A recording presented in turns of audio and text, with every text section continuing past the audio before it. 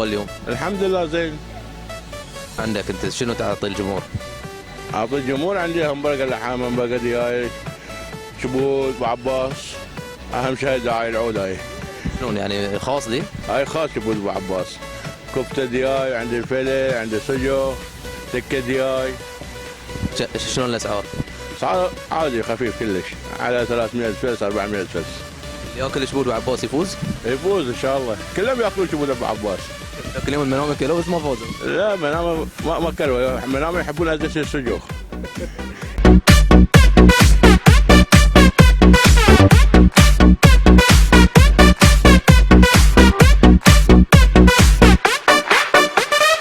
مباراة عقب ساعة ونص. ايش توقعات؟ توقعاتي فوز منام نعادل النتيجة ونرجع بقوة. بس ذاك اليوم يعني كنتوا فايزين للثلث الأخير وبعدين خسرتوا. تعرف مدرب جديد وتكتيك جديد وخطة جديدة.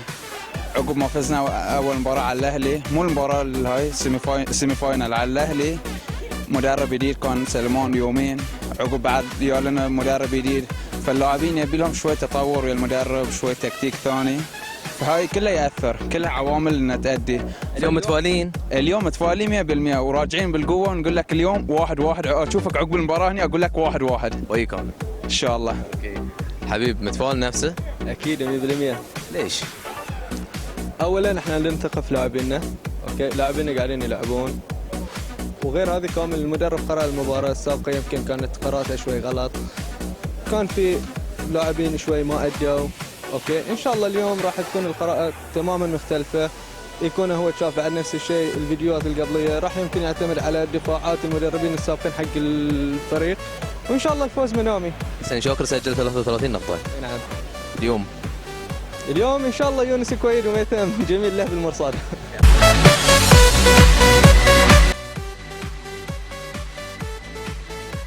هلا مرحبا اخوي، كيف حالك؟ منام اليوم شلون؟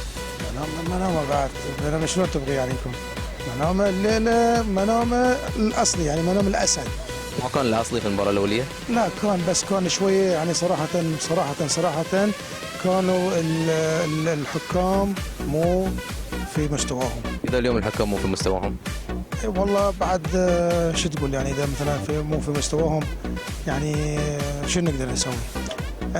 كابتن نوح نجف قال نبغي حكام من برا، ما حد يعني رضى يتراول كذي، قالوا لا نبغي حكام. العموم انتوا اليوم فايزين؟ ان شاء الله الزعيم ان شاء الله الزعيم. يقولون هو زعيم. طبعا الزعامه دائما كان بين الاهلي والمنامه، هاي شيء يعني صراحه الكل يتفق على هالشيء، بس الزعيم الاصلي طبعا منامه الاسد. يعطيك العافيه. الله يعافيك.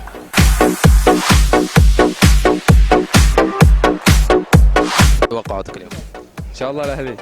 ان شاء الله يعني كانك خايف شوي. لا مو خايف، متاكد الاهلي ان شاء الله.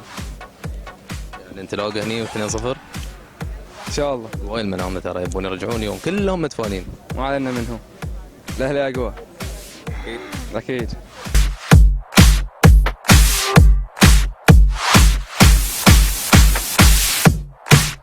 اليوم شو توقعات؟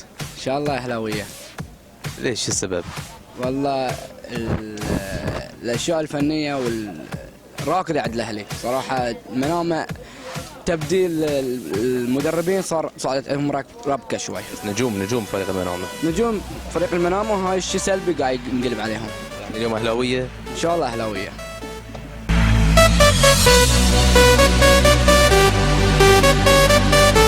ياي مبتسم. اي نعم، متفائل نفوز احنا. والله المنامه انا رحت لهم كلهم متفائلين بعد. خلهم يتفائلون، احنا المباراه الاوليه تفائلنا والحمد لله طلعنا فايزين، وان شاء الله اليوم بنطلع بالفوز الثاني. ترى المنامه ما بيرضى 2-0. والله رضا ما رضا، واحنا بعد ما بنرضاها هزيمه على روحنا، يعني لازم نفوز احنا. تحس انها صعبه المباراه اليوم؟ ما في شيء صعب على الاصفر، واثق انا من فريقي والحمد لله، وان شاء الله نطلع فايزين. حسين شاكر سجل 33 نقطة بالمباراة اللي طافت، اليوم شلون؟ والله كل الفريق حسين شاكر، يعني البركة إن شاء الله بعد في اللاعبين الباقيين يكملون يا حسين شاكر، وان شاء الله نفوز.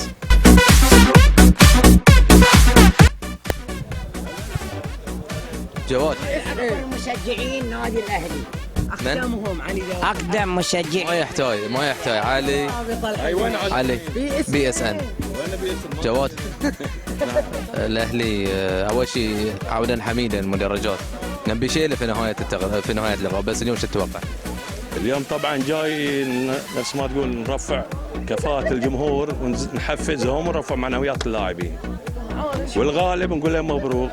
طبعا الناديين كفاءة وقوة، المنامة والأهلي هم زعماء وجماهير يمتلكون روح رياضية عندهم، ونتمنى للاثنين اللي يغلبنا الحين نقول لهم مبروك، لأن الاثنين هم أبطال وصلوا للنهائي.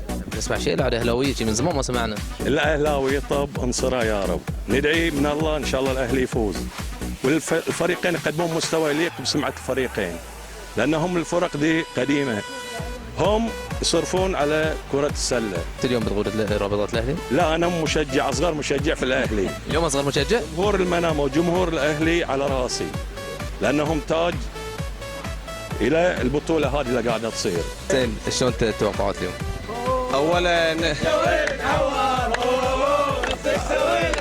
اولا طبعا علي جواد، السماهيجي وغير السماهيجي وكلهم طلعنا من ايد علي جواد، ولان الفخر اللي احنا تعلمنا على ايد هذا الرجل الوفي، الرجل المخلص اللي ضحى بوقته، ضحى بماله، ضحى بكل ما يملك من اجل هذه الجماهير الصفراء. زين، بالامانه ما نسيناهم. اعتقد الموسم اللي طاف حبينا نسوي تكريم لهذه الرابطه، اليوم وجود علي جواد معنا دافع قوي.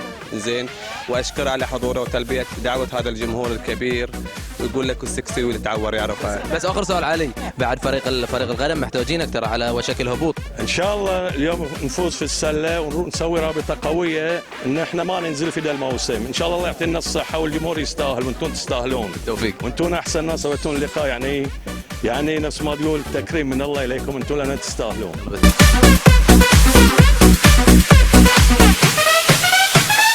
سأل اليوم النهائي الثاني ايش توقعاتك؟ والله النهائي بيكون صعب. الاهلي جاي بيثبت حقيقته للفوز، المنام جاي يعوض. يعتمد على التحضير النفسي طبعا للفريقين. المنام كان اوريدي يعني جاي، لاحظت على وجوههم انه مهزوم قبل لا يلعب المباراه، فيعتمد شلون التحضير النفسي للفريقين، فالاهلي كان تحضيره افضل نفسيا وفنيا، واستحق الفوز يعني في النهايه.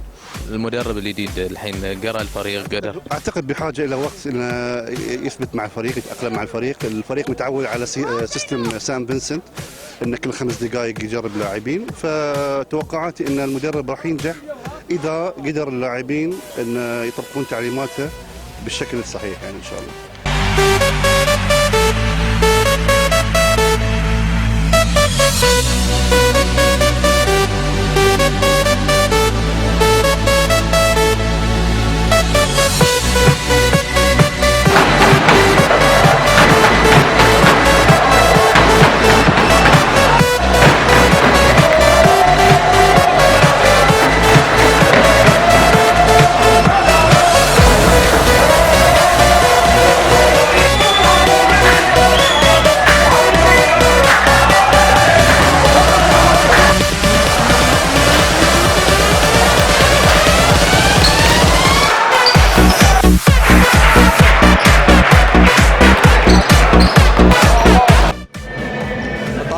اليوم ثاني نهائي، شلون توقع التحكيم اليوم؟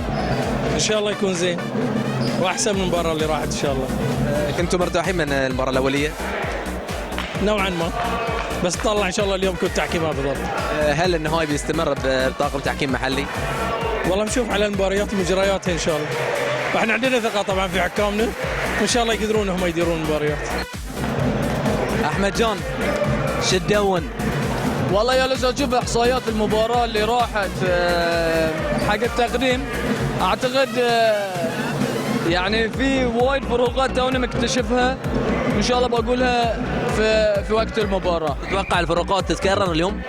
والله اذا تكررت منهم بيكون في مصيبه، بيخسر، لان في تيرن اوفر 19 حق المنام مقابل 10 حق الاهلي، يعني هاي تتكلم عن 57 نقطه ماكسيمم و19 نقطه مينيمم، فاذا المنام ما بيجلس بيعدل او بيسوي ادجستمنتس هو بيكون في مشكله.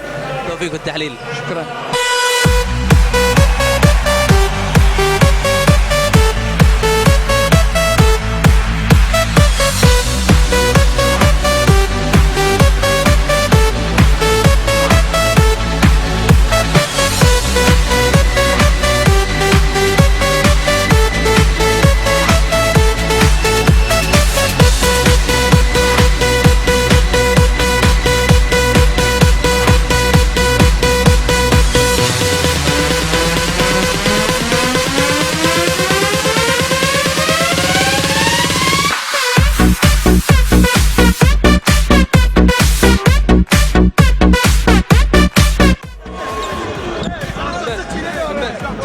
كلمتين بس.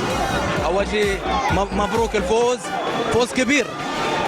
والله اول شيء الحمد لله، جينا من خساره ما كنا متوقعين ان نخسرها، كنا مجهزين روحنا من احسن تجهيز رغم الظروف اللي عندنا، ولكن الحمد لله قدرنا نأدي اللي علينا ونمشي خطه المدرب، قدرنا نسوي اللي المدرب كان يبيه، والحمد لله فزنا بالنتيجه اللي كنا نبيها. محمد ألف مبروك، فوز كبير. الله يبارك فيك. الحمد لله الاهلي تقدر تقول المباراه الاولى احنا استحقيناها، لكن الاهلي خذاها منا ويانا هالمباراه نبي نعوض، والحمد لله الفريق جاي من البدايه خذينا الفرق وحافظنا عليه للنهايه، الحمد لله. مباراه واحده هاي ما بتاثر، 1-1 كنا 0-0 اجين. يعني انت قصدك ان المباراه الاولى انتم سلمتوها للاهلي؟ ما نقول احنا سلمناها، بس احنا استحقيناها، يعني من بدايه المباراه احنا كنا الافضل، لكن الاهلي لعب بطريقه يمكن في النهايه توفق علينا وخذ المباراه، يعني هاي الرياضه في الاخير اللي بيتوفق بياخذ المباراه. اليوم شفت شنو فريقك؟ هاي المنام الحقيقي؟ والله مثل ما شفتوا الشباب لعبوا ديفنس وادوا اللي عليهم في الديفنس وفي الاوفنس، ومثل ما تشوفون والجماهير شافوا هاي المنامه. شكلكم اشتغلتوا زين على الامور النفسيه في الفتره. والله اشتغلنا في هاليومين وايد اشياء فنيه واشياء اداريه، والحمد لله قدرنا نسوي شيء يعني الليله. متري الجماهير متري ان شاء الله بعد ان شاء الله. ما اقدر اقول له هارد لكم. مشكور. ما ادينا اليوم الصراحه، دفاعيا يمكن ادينا المنام، بس سجل اعتقد 76 78 نقطه، بس المنام قرأ هجومنا وقرأ القوه اللي كانت موجوده في حسين شاكر وبرونو ووقف هالشيء. واحنا انا ما لوم اللاعبين، احنا كجهاز فني يمكن لازم نتغلب على هالشيء في الجيم الجاي. انت قلت انه قروا، يعني معناته حتى الجيم الجاي ممكن يوصلون. اكيد بيوصلون، بس احنا الدور علينا احنا ان نشوف الدفاع اللي لعبوه طريقه السويتش تحت ان نشوف لها حل. كنتوا فايزين في الاوليه، شنو تقول؟ والله تو بدايه المشوار، يعني بعد عندنا 3 مباريات نقدر نعوض، هاي مو نهايه المشوار، يعني نقدر نعوض، عندنا ثقه في نفسنا وفي الفريق، وان شاء الله نفرح جمهورنا. منامين الف مبروك، الف مبروك، فوز كبير. الله يبارك حبيبي، الله يبارك. فوز كبير. كنا متوقعين هالشيء، وقلت للشباب اخر شيء ان شاء الله 15 نقطه ونضرب الاهلي، والحمد لله الشباب لعبوا وما قصروا وفزنا. مرتاحين اليوم؟ مرتاحين. يا قلبي يا قلبي. وعدتني قبل المباراه قلت بتفوز. اي نعم. شلون كنت متفائل؟ وايد. ان شاء الله الثاني والثالث والرابع ورا بعض. معناته بس بنشوف 5 جيم. 5 جيم ان شاء الله، بس 5 جيم بنشوف. اليوم مرتاح من المنامه؟ وايد. ان شاء الله كل يوم نشوفهم تيم وورك، يلعبون تيم وورك، اهم شيء التيم وورك.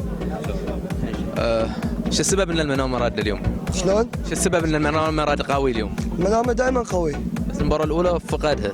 لا هو اوريدي مدرب جديد والمنامه صادتها ازمات، بس هاي المنامه اليوم او اكثر بعد.